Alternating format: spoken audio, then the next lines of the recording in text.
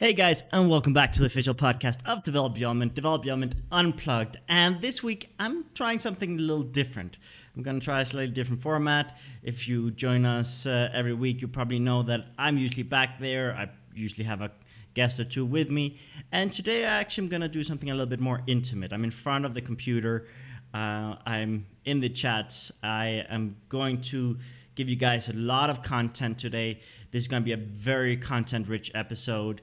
So definitely, if you want to learn about personality psychology, communication, conflict resolution, and burnout prevention, definitely join us in the chat. Join us in this podcast today. I mean, there's a lot to talk about, and I'm going to focus primarily on how different personality types communicate, how different personality types deal with stress, with different situations, and how we can communicate effectively with people and motivate them and not force things. Because let's face it, we tend to communicate based on our context, our goals, our values, our experiences, our priorities, and we often miss the mark.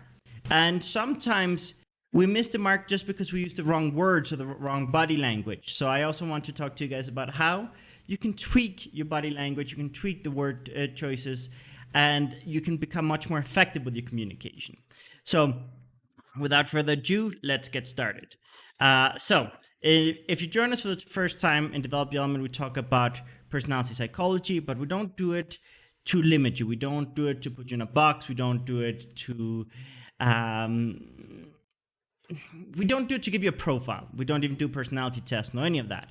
But what we do focus on is understanding our basic needs, our basic instincts, and we also focus on identifying what things give me energy and inner peace and what things stress me out based on my personality and context. Once we know that, we can design a life and build relationships that give us more energy, give us more inner peace, and that really help bring out the best in us. When we fail to do it, we often lose ourselves trying to please everyone else or giving more power to our fears than to our goals. And we start becoming more irritable. We start becoming more impatient. We start having more problems in our lives. So what we want to do is really look at how we can build a life and build relationships that take into account our personality, our context, our reality, but that doesn't invalidate anyone else, because we can all coexist, we can all collaborate, we can all have strong relationships where we complement each other instead of clashing. When we talk about different personalities, one of the big problems is if we are insecure, if we don't understand people, if we are stressed, if we are mentally, emotionally drained, what ends up happening is differences can end up as a source of conflict instead of as a source of growth and mutual support.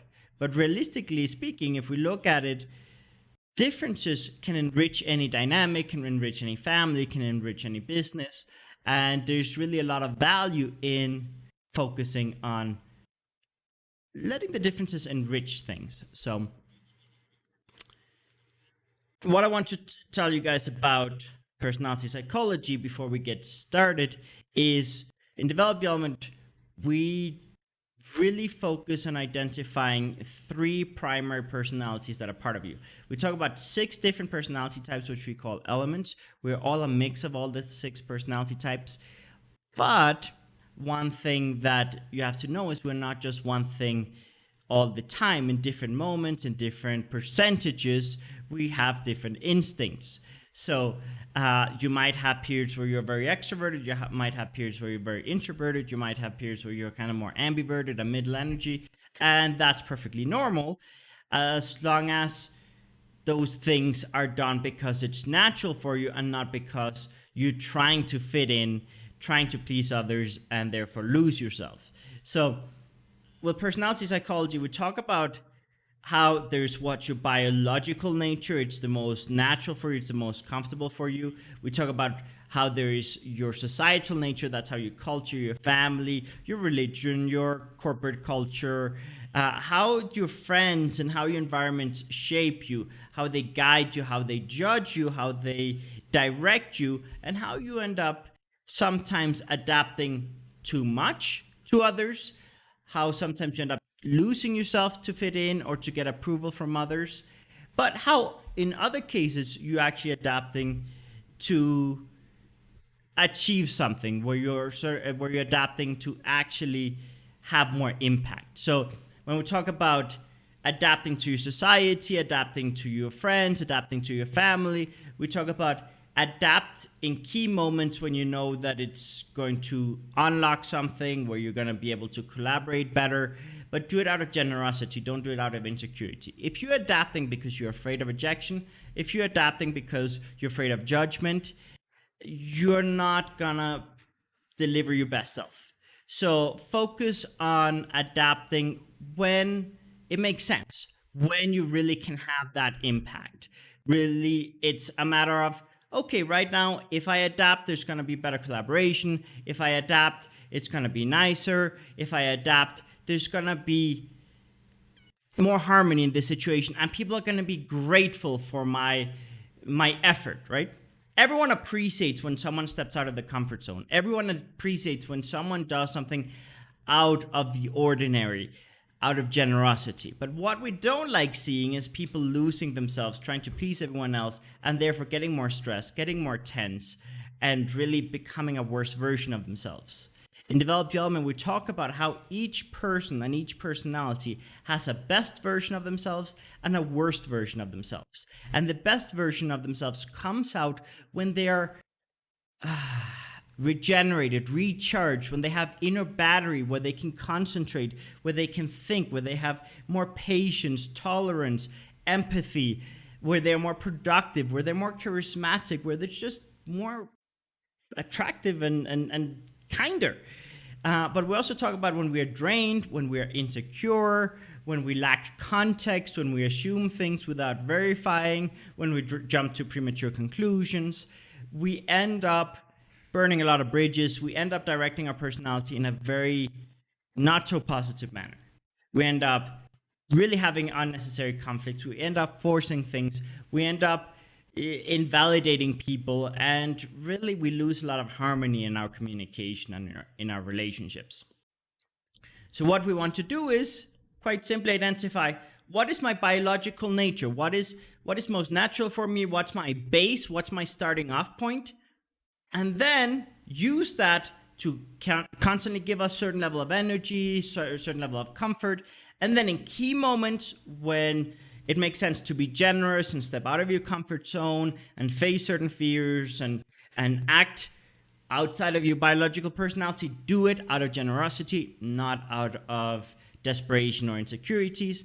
And finally, a third point is when you're passionate about something, you have extra battery, meaning you can do more things. When you are very passionate about something, you can really do those things that you didn't think possible. An introvert that might be afraid of speaking in public might suddenly be able to get on stage. An introvert that might have a challenge with crowds all of a sudden might enjoy going to something like Comic-Con or a conference about their topic of interest, where there can be thousands of people. When you have enough passion for something, you have more tolerance, you have more energy, and you have more willingness to explore the uncomfortable, because you start making your goals more important than your fears. So that's something that you have to identify. How can you use passion to unlock more things, where you can really open up more doors, and where you can make your world a little bit bigger and not limit yourself so much. And when we start identifying, okay, this is my biological personality, these are my basic needs, this is my societal instincts, this is where I adapt too much, this is where I adapt the right amount. Okay, maybe I can adapt less here and be a little bit more myself in this situation. Maybe here I can adapt a little bit more because it will show generosity and collaborative spirit. And then finally, here maybe adding a little bit of passion will help me have more tolerance, more energy, more passion, and more capacity to face those fears. So with that context in mind, let's talk personalities. Now, Many of you are probably familiar with personality type systems like DISC, Enneagram, Myers-Briggs, or also known as MBTI. And those are all great systems for certain things, but they are very test focused. They're very focused, and you take a test and you get your profile. In development, we don't do that because there's a margin of error. In every moment, there are so many factors that influence how you operate, how you think, what you're doing, your insecurities, your goals, your opinions, your judgments about yourself, your judgments about others, will lead you to sometimes answer things that aren't actually in line with your actions. Or maybe your actions are very focused on how you are executing this passion project or how you've adapted to this environment, and it might not give you a complete picture. So in development, we focus more on a self-exploration journey where you get to identify a lot of things about yourself. And really, we also talk about how there are many different layers, and you might identify certain things very fast, and then there are certain things that you've suppressed and pushed aside a long time ago that you suddenly have to rediscover or discover for the first time and start embracing and start really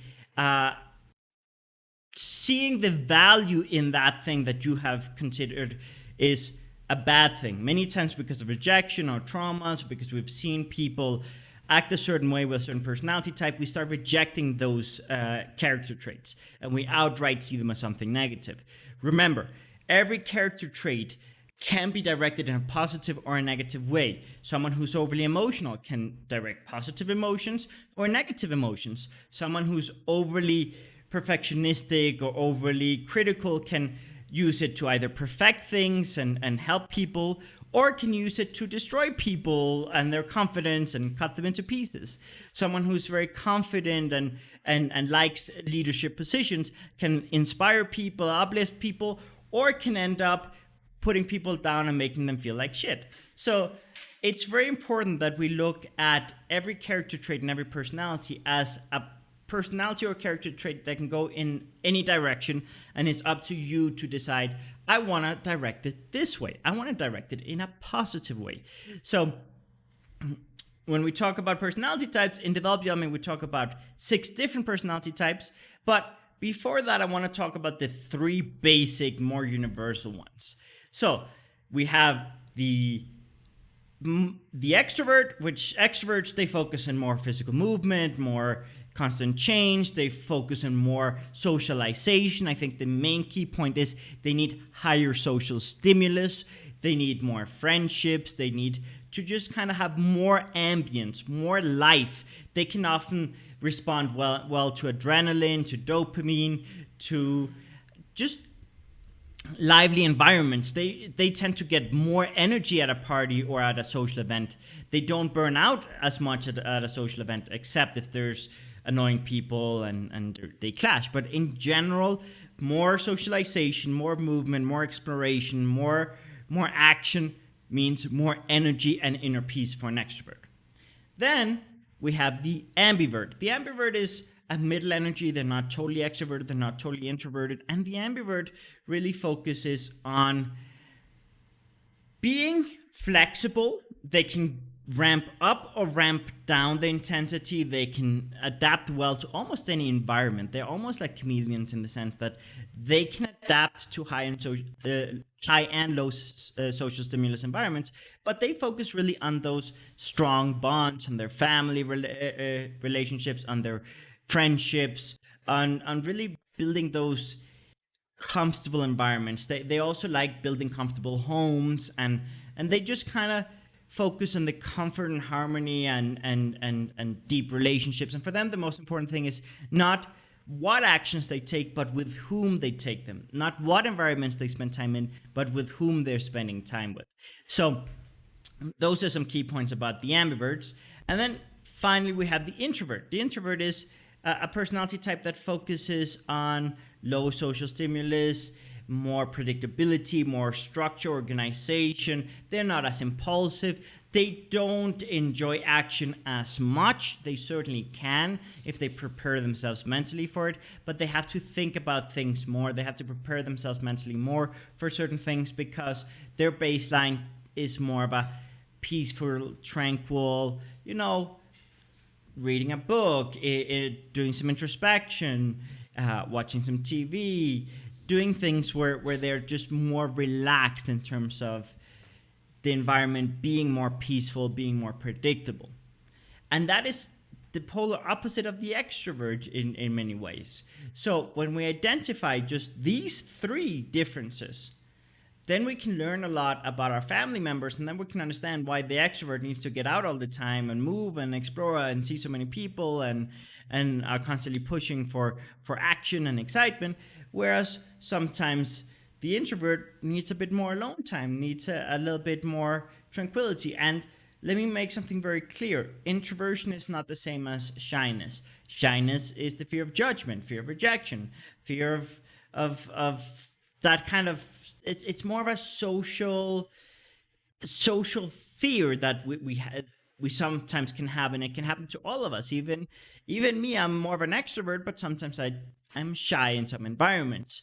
And it's something that can be worked on, and it's something that can be overcome, but it's something temporary if we choose to make it temporary. However, introversion is just the need for less social stimulus, and that's just how your brain is wired, and it's okay. You can direct it in a very positive way, and it can even be your superpower if you know how to use it well. So don't.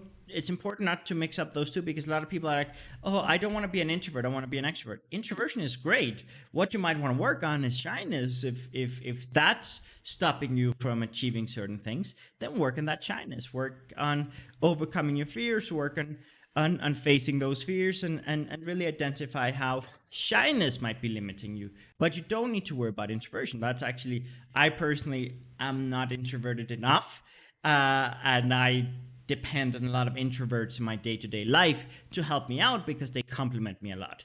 They support me a lot in areas where I have challenges. So every personality has a lot of value if directed properly.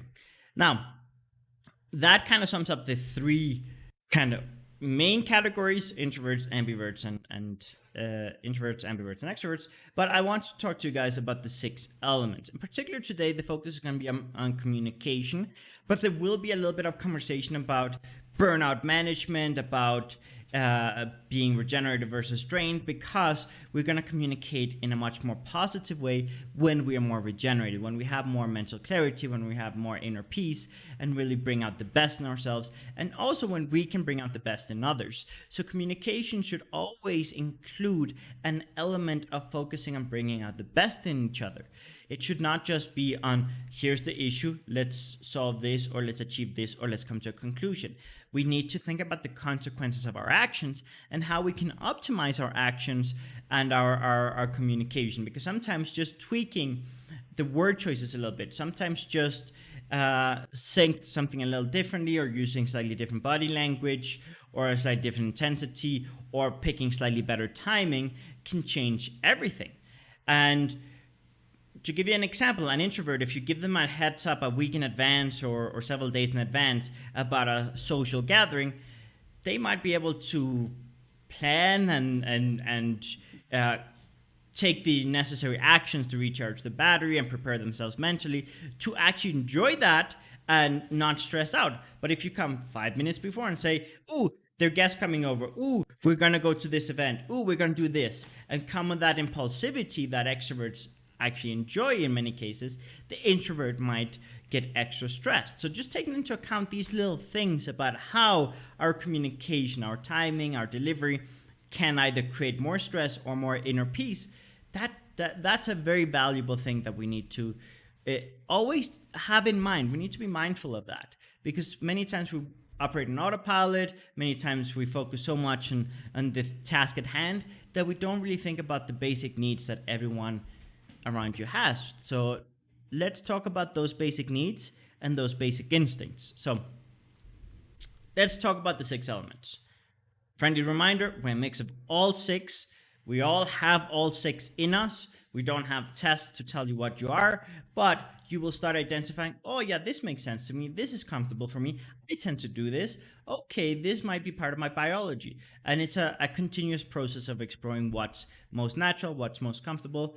And with that in mind, let's get started. So the first element is the electric type. The electric type They are focused on fun, adventure, exploration, making light of things. They focus on having many friendships. They do like adrenaline. They like action.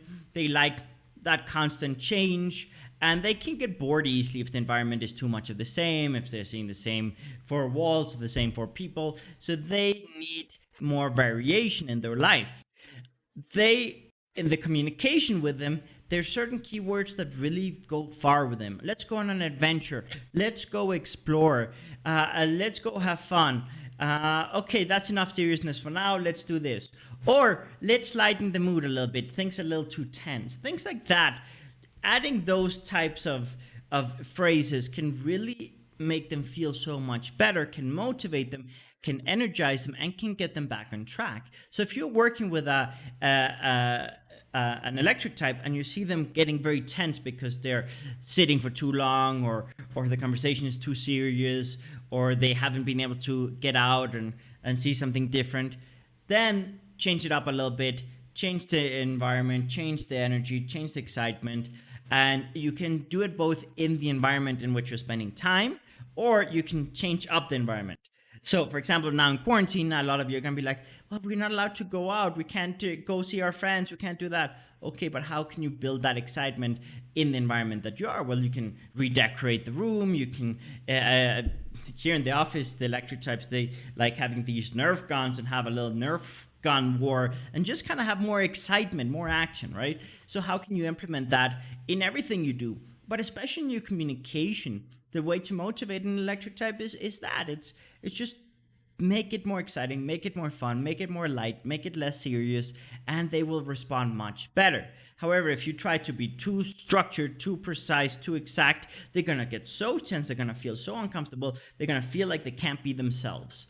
So even though you might need them to act in a more organized way, sometimes you got to tell them the opposite. Like if you tell them be more serious, they're going to be less serious. But if you let them unleash a little bit of that energy and get it out of their system, then they're going to be able to concentrate more. Because remember, when we have more energy, when we have more inner peace, we can direct our personality better. When we have less energy, less inner peace, more stress, more frustration, that's when things get a little messy. So electric types focus on that. Then if we move on to the fiery type is the second most extroverted type. The fiery type is an extrovert, but that doesn't need as much constant change, doesn't need as much action, but they do focus on directing their passion a lot in one direction. So electric types, they have a million different friends, a million different projects, a million different hobbies. They're constantly doing new things, constantly exploring new things. But fiery people, they focus on their passion project. I have this business goal, I have this career goal, I have this relationship goal, I have this goal where I want to visit this amount of countries. They have a lot of ambition and they have certain specific ideas in mind that often are very far-fetched, often are very far away. And sometimes they can be overly ambitious and burn themselves out because of it. But they really focus on productivity, results, impact. They focus on people valuing them, respecting them. They love being leaders. They love taking leadership positions. They love coordinating. They love feeling like they're in control. So for them, a way to communicate with them and make them feel more motivated, more included is tell them, I respect you, I value your leadership, I value your opinion, I'm going to put a lot of trust in you, I'm going to empower you. Those sort of things really mean a lot to fiery people. The worst thing you can say is you can't do that. Like you can do it in a competitive spirit because fiery people, they can be very competitive. So if you focus on, oh, I don't think you can do this, but like in a playful way where they can sense a bit of sarcasm, a bit of competitive spirit, they'll respond well. But if you crush them into pieces and you burn, like it's like pouring water and just kind of just turning off their fire. It's like cutting the wings. Like that doesn't help. But certainly telling them that you trust them and believe in them goes a long way. Help them, support them in the projects. That also helps a lot. So if you want something from them, one way to obtain that is to make them feel supported, and then they're more inclined to support you as well. they respond well to things like, this is going to improve productivity, or you're going to look so good if you do this. Oh man, you're gonna level up. You're gonna achieve new heights. You're gonna achieve a better impact. People are gonna admire you a lot if you do this. Things like that. They really value that admiration. So if you give them compliments or tell them, if you do this, you're gonna be respected. You're gonna be valued. You're gonna level up. I mean, people aren't gonna recognize you. Things like that really gets them going. Now moving on to the next element, the aquatic type. The aquatic type is an ambiverted type. It's a middle energy, but it leans more towards extroverts. They're very emotionally expressive. They're very emotionally driven. They make a lot of decisions based on how they feel emotionally. So for them, it's very important to communicate to them things like, I love you, I care about you, I'm so comfortable with you. Communicating things that are nostalgic too, like memories from the past, reliving things from the past.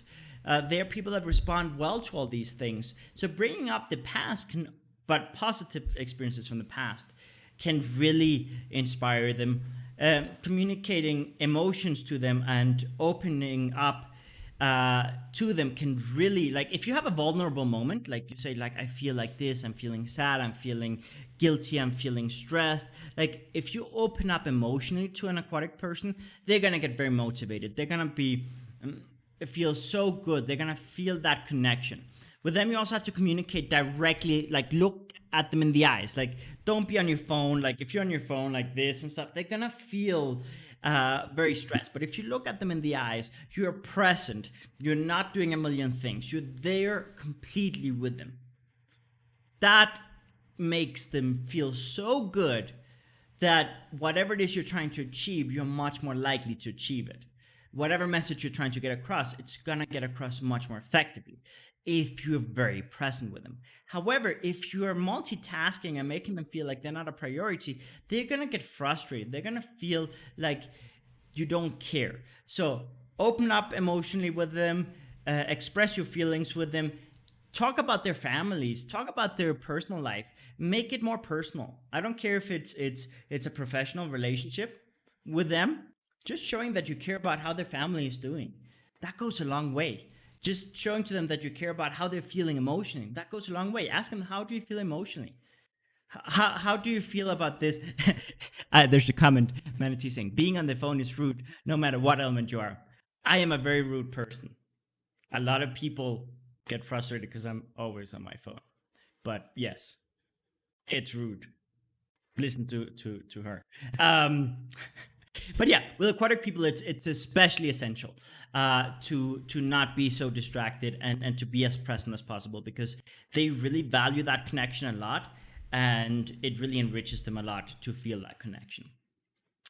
Now moving on to the next type, the earthy type. The earthy type is an ambiverted type that leans a little bit more towards introversion. So they're a little bit more discreet, a little bit more private with some things.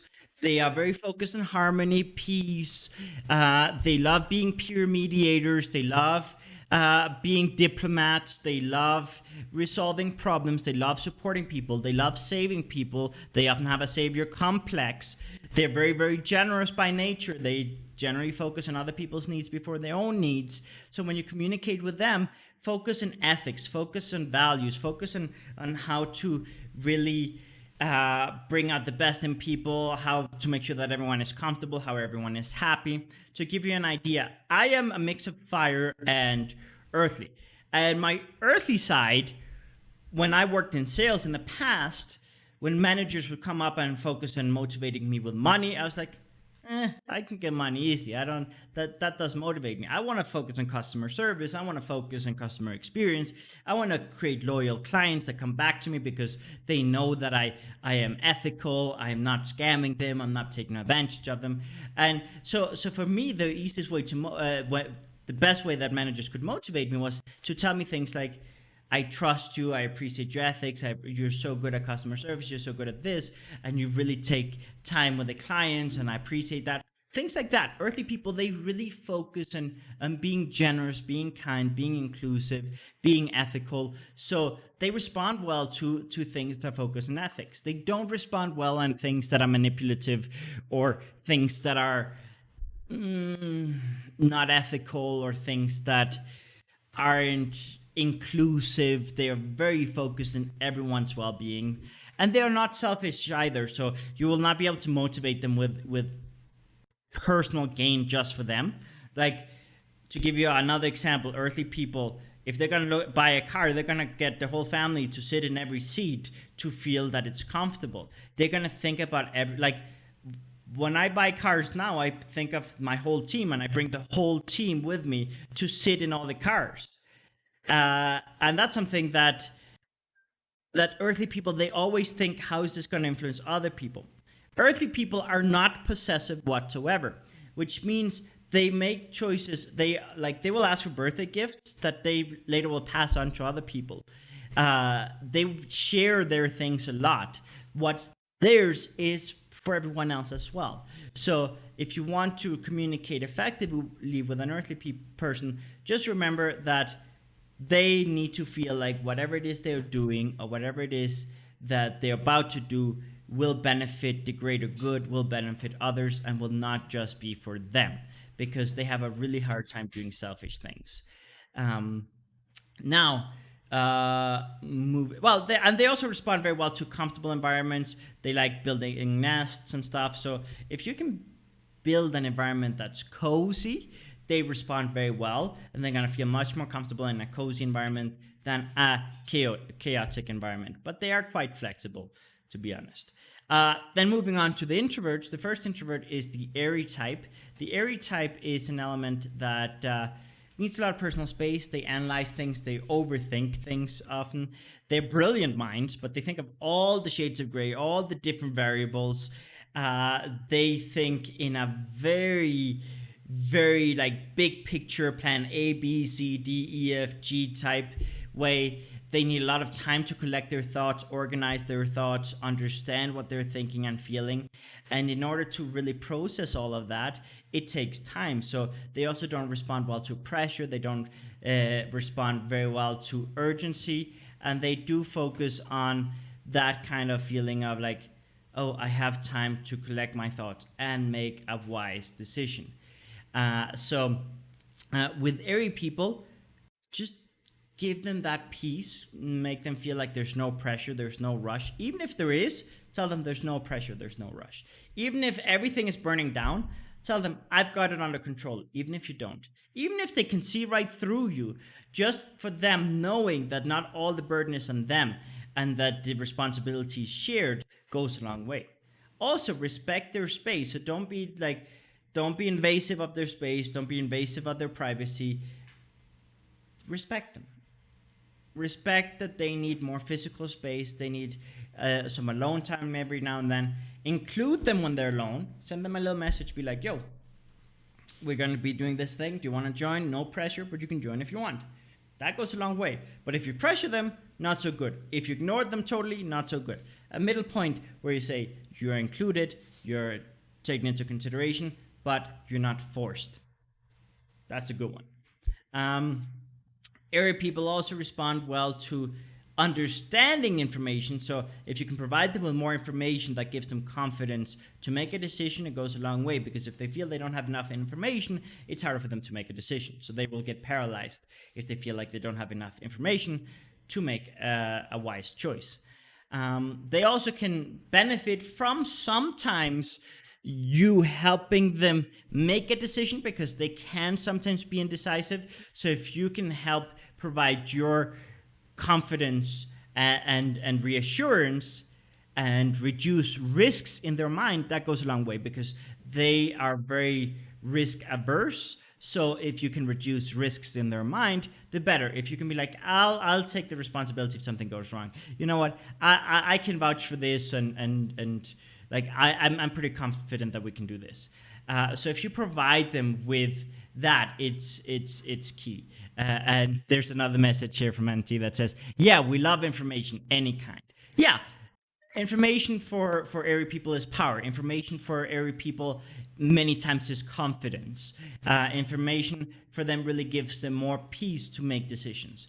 There are cases where they often, there are cases where they obviously can direct it in a not so good way and overthink things, overanalyze things, but good information that gives them confidence to make concrete decisions, wow, that is powerful for an airy person.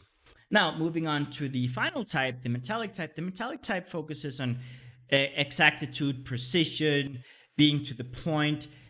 They don't have an emotional filter. Like they prefer logic, fact, pragmatism over emotional decision making. They focus on these are the facts, these are the studies, this is the data, and I want to hold on to that. They focus a lot on being right, making a very educated decision. They focus on making one decision instead of millions of decisions. They might have a plan B or so if that's within their logic, if that's within the risk management. But in general, they're more of a plan A kind of person.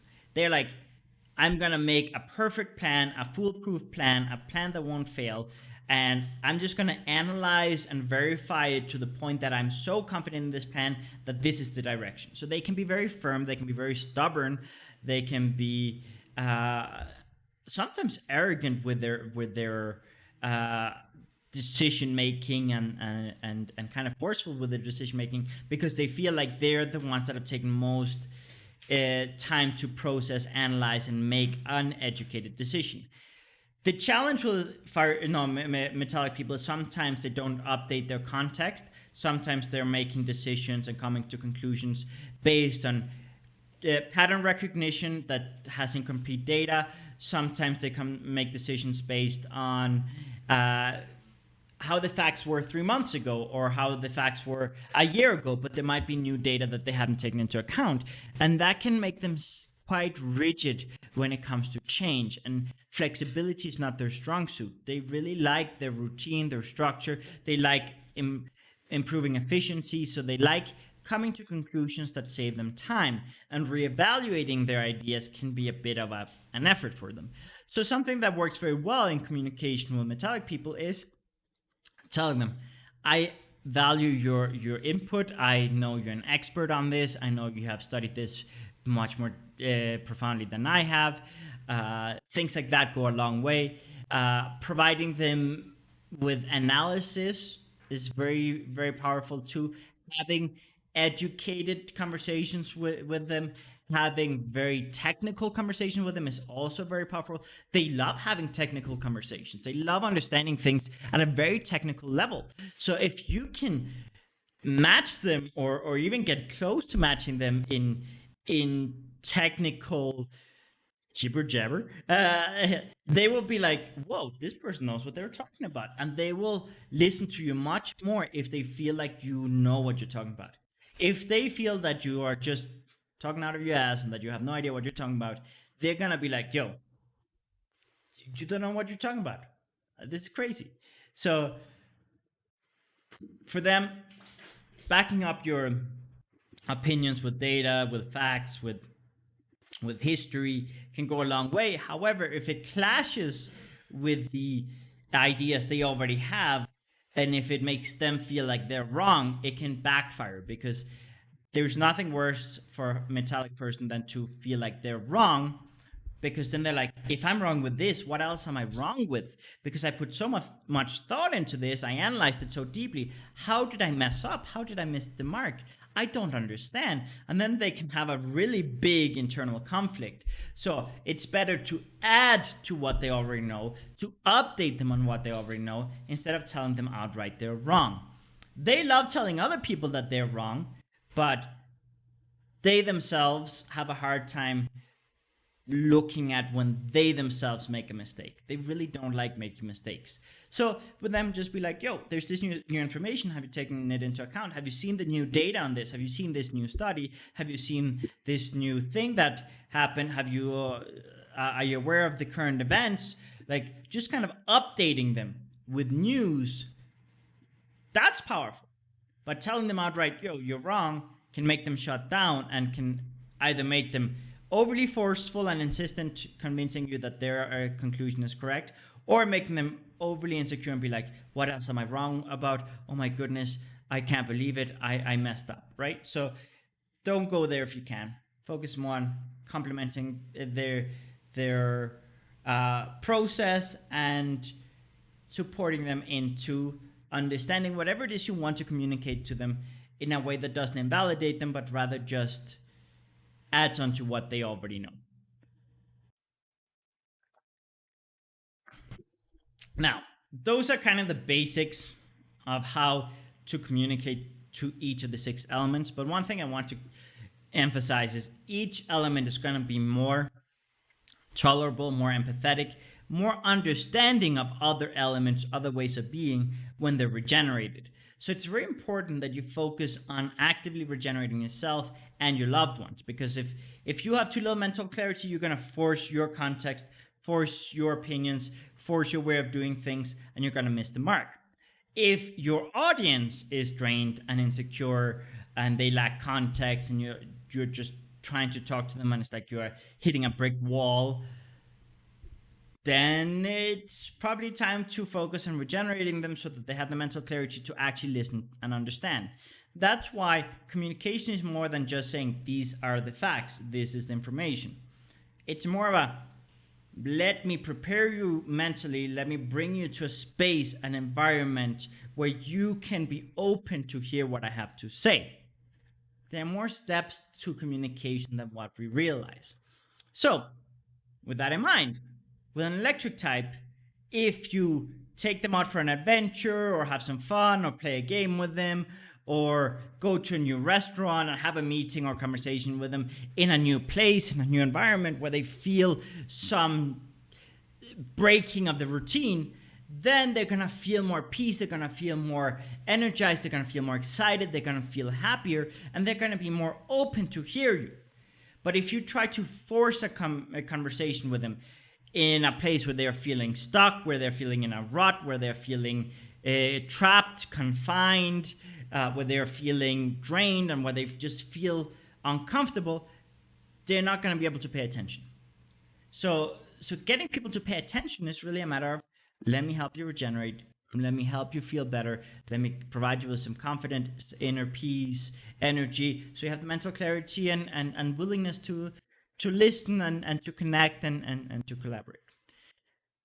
Fiery people, if they feel stuck in their projects, if they feel paralyzed in the projects, if they feel super insecure and they feel like they are lost and their fire is turned off, it's very hard for them to have the confidence or the willingness to listen to anything, because either they will just be so defeated that they won't listen, or they will listen but then they might have a competitive spirit and overcompensate and talk over you and put you down and invalidate you and just turn everything into an argument. Because when they're insecure, when they're drained, they will either shut down and feel like an absolute failure, or they will feel like, oh, I have to demonstrate my excellence, I have to stand out, I have to force myself, and they become kind of these forceful, not so kind people.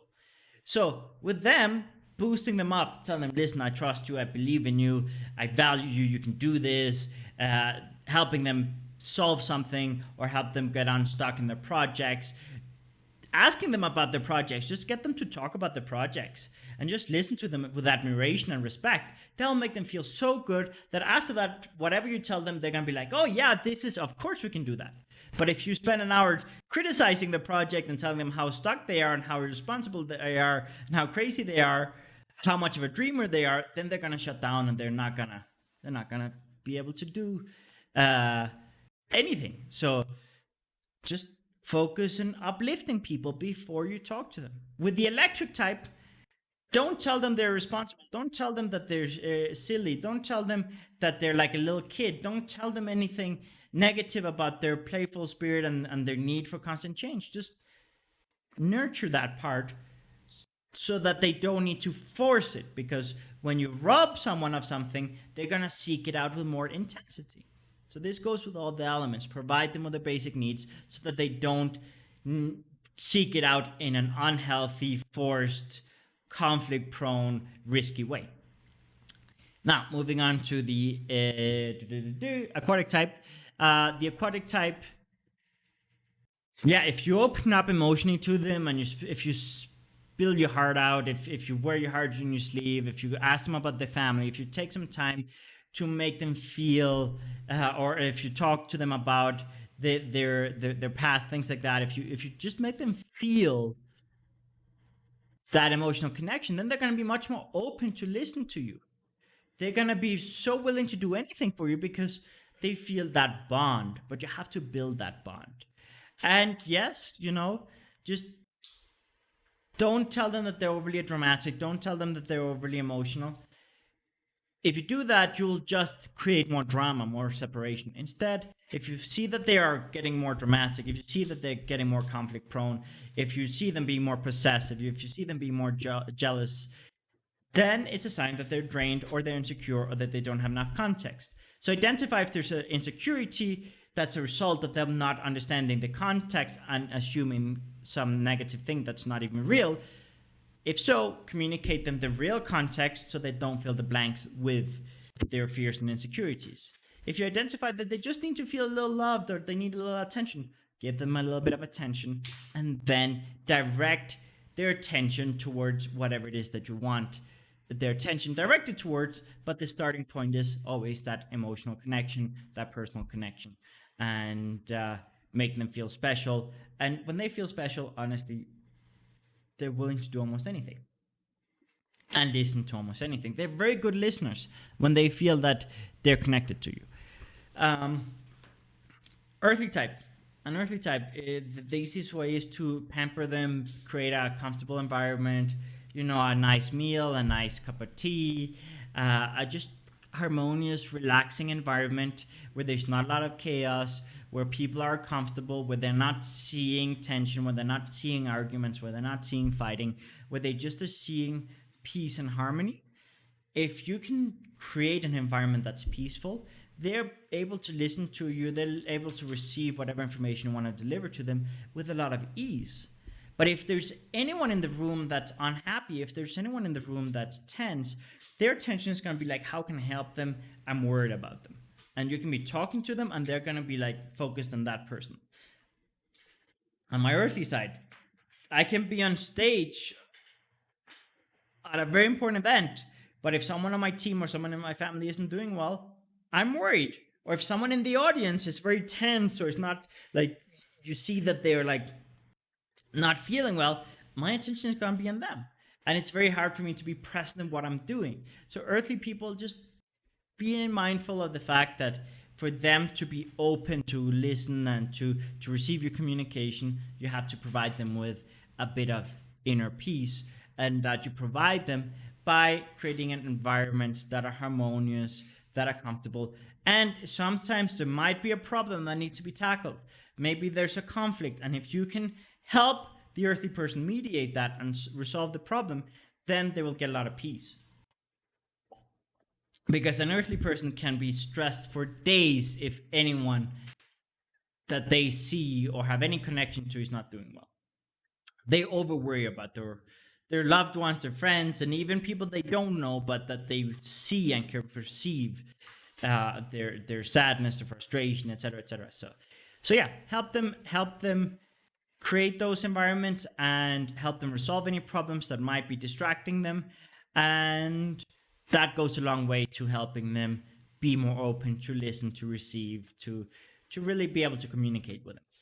And then moving on with the airy type, they're, again, yes, peaceful environments, a little bit like with the earthly person, but with airy types, you can give them more personal space. You should give them more personal space. You should reduce a little bit more the level of social ambience there is. So like reducing noise a little bit, reducing chaos a little bit more, because earthly people, as long as people are comfortable and happy, if there's noise, they're fine. If there's fun activities going on, they're fine. For them, it's more that people are happy. airy people, they get overstimulated by noise, by chaos, by movement, and even if it's happy noises, they can get overly, like, they can get overwhelmed if there's too much going on, because they're trying to observe and analyze everything that's going on around them, and if there's too much going on around them, they can get overwhelmed and need to step aside, so they sometimes, if things get too intense, they can create some type of distraction to run away. And they can sometimes disappear for months at a time. And you might feel like you've offended them till the end of the world and that the relationship is never going to reconnect. And that's not necessarily the case. Sometimes it's just airy people, they get overwhelmed, they need time to recharge their social battery, the mental battery. And that can sometimes take time, especially if they don't have the right tools to do it with. But definitely communicate with them remotely. Just be like, heads up, everything is cool, everything is chilled, here's this has been resolved, this has been this, and then they can have more inner peace to reconnect again. In terms of airy people, also communicate just things to them in advance with time. Don't do it last minute, and just help them mentally prepare for things and help them reduce risk. I know that's kind of what I said in the first part where it talked about direct communication with them, but it is something that does regenerate them and that does give them the inner peace that they need. One thing that you will learn about airy people is with time they will open up more and more to you if you are one of those key people in their lives, and there will come a point where they are more flexible with you because they feel more comfortable with you. So you also want to build that over time, but that's not something you can build in 5 minutes. So just be patient with them, because building that bond takes longer time with them. Then with the metallic type, respect the routines, help them implement routines, help them optimize their times, help them resolve problems in the most efficient way, but that makes sense to them in their logic. Communicate to them with logic and make it clear to them that you're willing to learn from them. Be willing to receive criticism from them. Be willing to receive feedback from them, and tell them, listen, I'm willing to receive this from. Tell me, what do you think? What do you feel? And they're going to tell you their opinion directly, but they're going to feel good that they were heard. And then once they feel heard, they're more willing to hear. But if you're not willing to hear their criticism, then it's less likely that you're going to be able to get through to them. So a good starting off point to get them to open up is to maybe receive a little bit of criticism from them. Realize that when they criticize you, it's because they do care about you. They wouldn't waste time on anyone that they don't care about. So yeah, sometimes when they're cutting you into pieces, it's their way of showing love and support. It's their way of protecting you or guiding you. So just be aware of that. And if you can ask them, listen, what do you think about this? What's your opinion about this? Just get them talking. For example, my dad is metallic. He's an academic. He went to Princeton, to Penn. He really has this area where he's very deeply passionate about. And even though he's an introvert and usually he's also quite shy, when he gets talking about politics, because he's a political scientist, when he gets talking about politics, he can talk for hours and he can get super passionate. So if you start talking trade treaties, human rights, human integration, you talk about anything like that, all of a sudden he lights up, right? So metallic people, they gain confidence through mastery. And if you identify what's their area of mastery and you get them talking about their area of mastery, their confidence starts shining, and then they start having more willingness to also listen to you and hear you out. So that's something that I've learned very well with metallic people, is just ask them questions about the area of mastery, and their whole body language and energy will change, and they will be much more open to listen to you and receive from you than if you treat them like, oh my goodness, you're too critical, you're so cold, you're so this, you're so inconsiderate. No, just be like, this area that you're interested in, tell me a little bit about it. I want to learn from you. That goes a long way, and that opens up a whole different space. Also, going back to the airy person, don't guilt trip them. Don't tell them that they're antisocial. Don't tell them that they're inconsiderate. Don't tell them that they're ungrateful. Don't tell them that that they're selfish because they need personal time to collect their thoughts. Help them in the process. Don't dismiss them in the process. Really, we have to understand that each person has the process. You can either invalidate the process and overextend and over intensify the communication, or you can just nurture the process and accelerate the process. So with every element, what are the basic needs? How can I provide it both with words and actions and with environmental factors? And how can I provide them with that peace that they need, with that confidence that they need? How can I stop invalidating them? How can I stop playing a zero-sum game?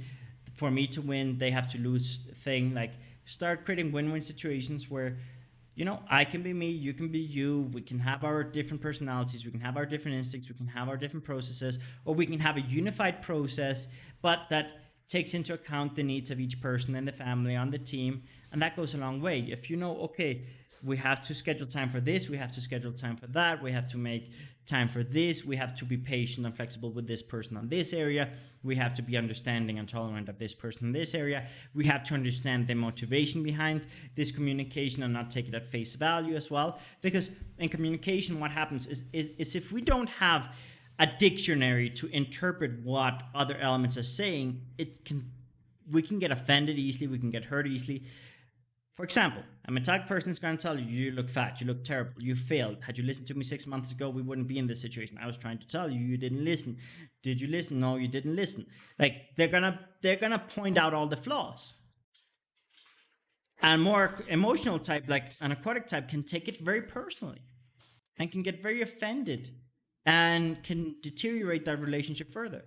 When in reality, that metallic person was just trying to protect the aquatic person. And when they start seeing that as that criticism is protection, that criticism is love, okay, I'll receive it a bit more.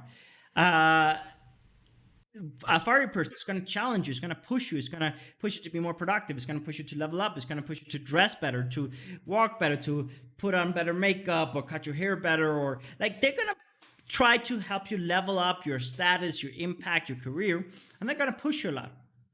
You might end up feeling like you're not enough or that they're criticizing you. It's not criticism. Legit, it's just they're trying to help you be a better version of yourself because they're ambitious. So they also share that ambition with you and try to help you be more ambitious. That's just kind of how you have to look at things.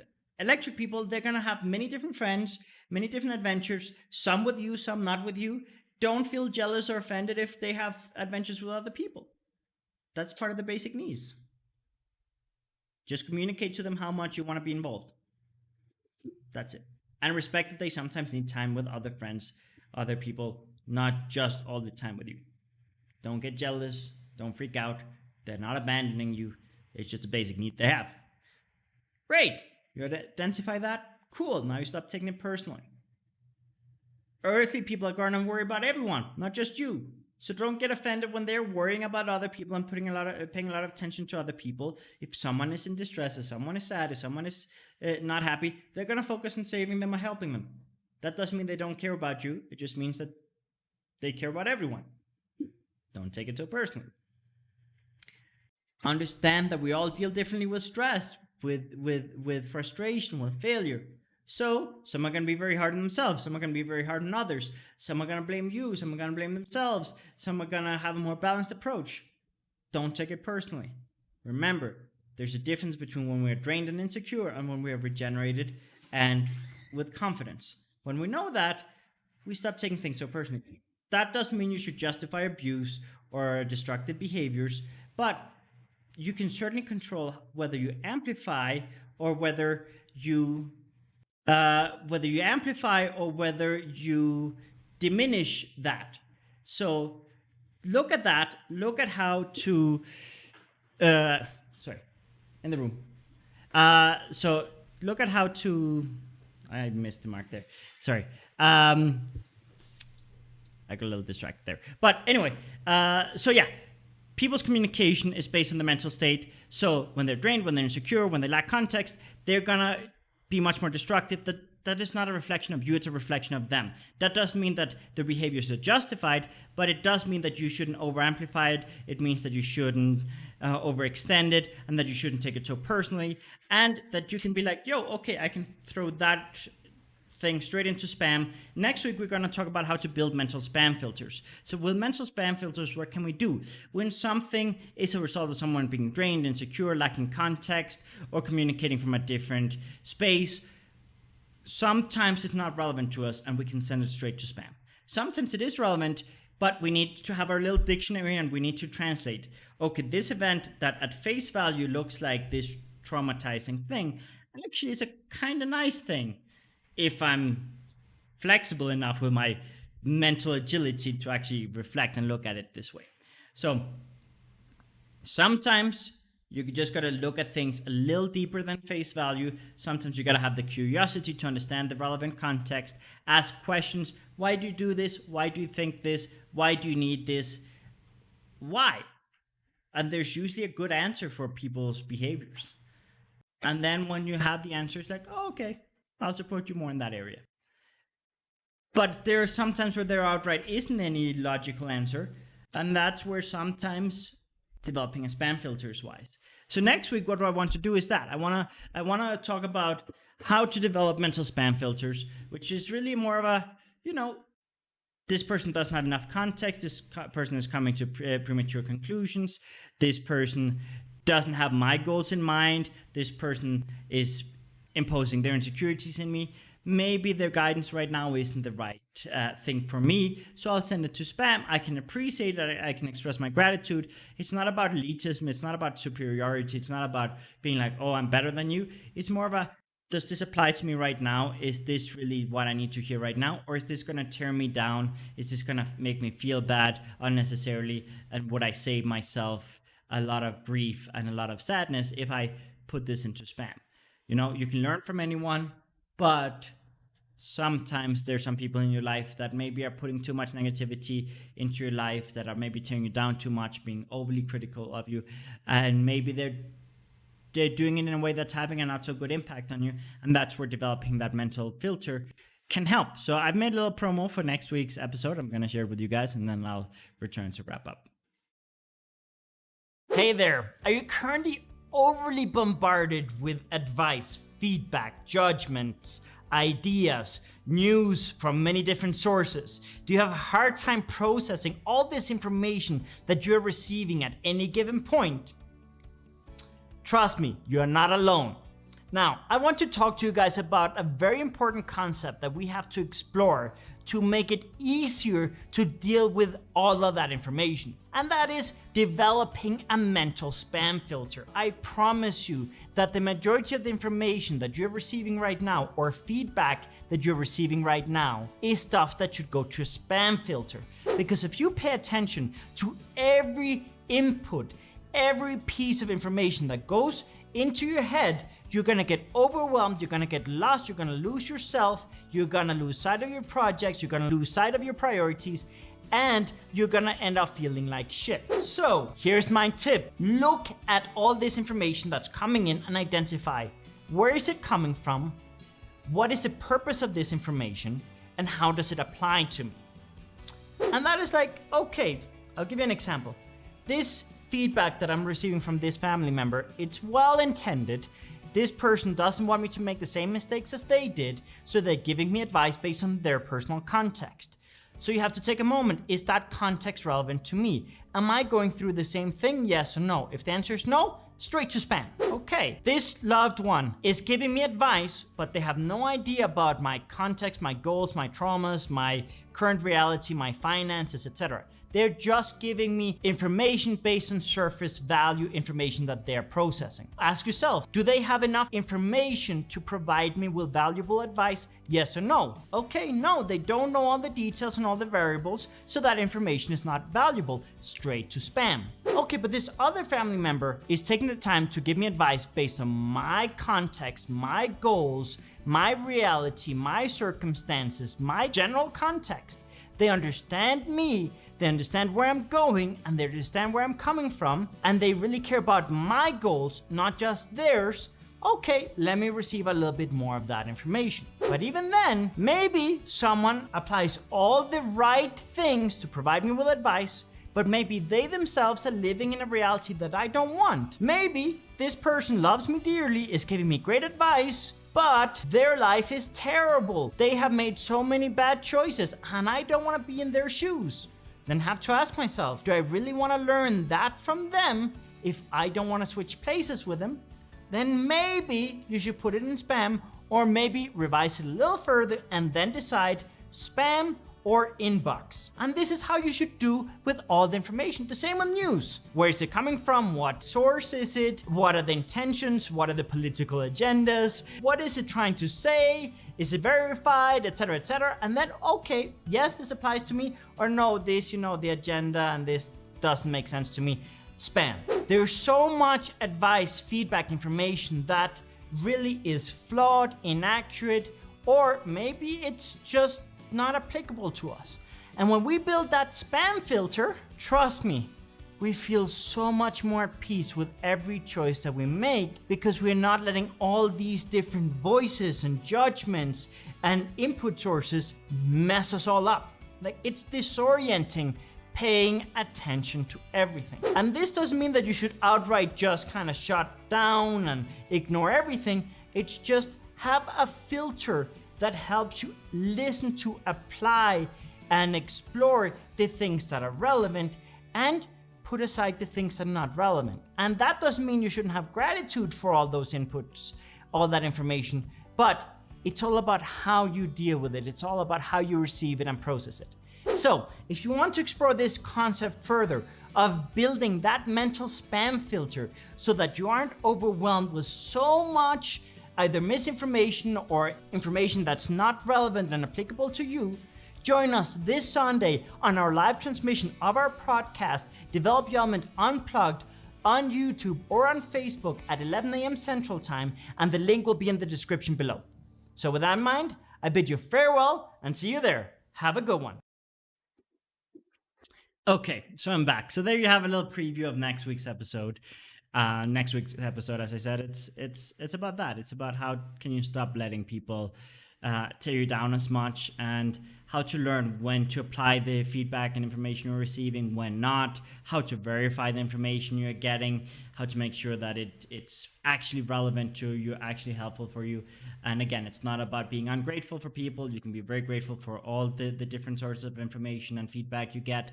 But we all have some people in our lives that are very good at tearing us down, at putting out our fire, cutting our wings and overprotecting us. And sometimes it can lead us to really suppress ourselves and really lose ourselves. And it's really a matter of identifying, when is this more harmful than positive for me? When is this more toxic than good? And many times it's not about, many times it's good intentions, but just not what we need right now. And we need to have the self-respect to identify, you know what, this thing right now, it's not what I need, and I don't mean to be rude, but I'm not going to pay as much attention to it. And there's sometimes that we need to hear our tough things. So definitely listen to everything, process, analyze it quickly, but be quick to disregard things that are going to be more harmful than positive, and focus on adding a little bit more positive sources that take into account your context, your goals, but make sure that you have a balance. Make sure that you have people that are critical of you, that do challenge you, that don't let you stay in your comfort zone. Steve is like me. You do need some of that. So it's not just anything that's harsh sent to spam. It's not about that.